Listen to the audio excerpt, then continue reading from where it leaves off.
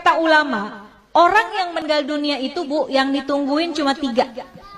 Pertama yang ditungguin adalah kapan datangnya hari kiamat. Tuh yang ditungguin sama yang udah meninggal dunia.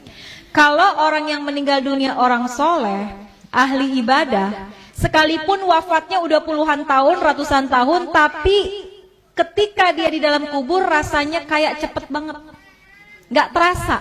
Kenapa? Karena Allah berikan hadiah kuburnya menjadi taman-taman surga. Kita berharap kita bisa model kayak begitu.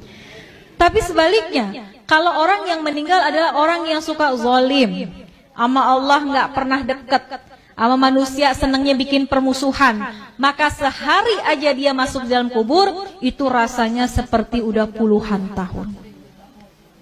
Udah bisa sampai ribuan tahun rasanya. Maka orang yang ada dalam kubur yang meninggal dunia nungguin kapan sih datangnya hari kiamat. Orang baik pengen buru-buru cepat supaya bisa segera masuk dan menikmati keindahan surganya Allah Subhanahu wa ta'ala. Orang-orang sebaliknya, orang-orang yang jahat, yang zalim pengen buru-buru juga datang hari kiamat. Dia pikir kelar siksaan kubur udah selesai. Padahal masih banyak siksaan yang lebih besar, yaitu ketika datangnya hari kiamat.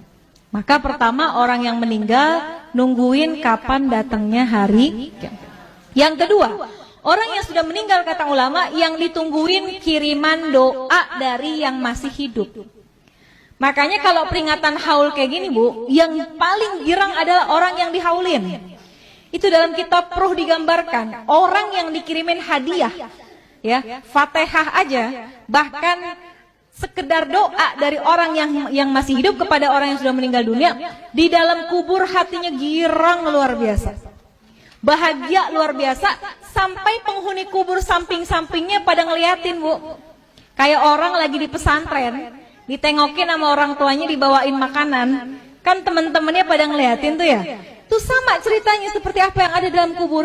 Kalau orang tua kita dikirimin Fatihah, dikirimin doa sama anaknya, maka girang banget hati orang tua kita. Tuh penghuni kubur lainnya pada ngintip. Kalau bahasa kita dikirimin apaan sih gitu ya.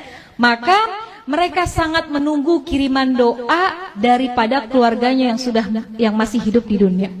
Bahkan diceritain Bu, kalau yang ngirimin anaknya, keturunannya itu malaikat akan membawa doanya menggunakan nampan yang terbuat dari emas.